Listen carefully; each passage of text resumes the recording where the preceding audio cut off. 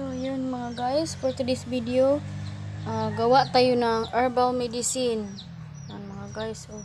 Lagain lang to, hugasan lang maigi para sa fever ng aking anak.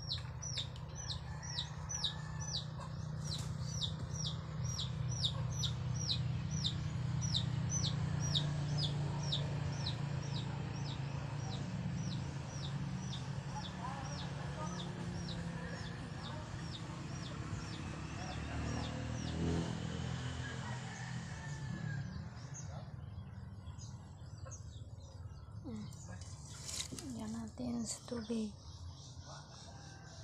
Tsaka isa lang.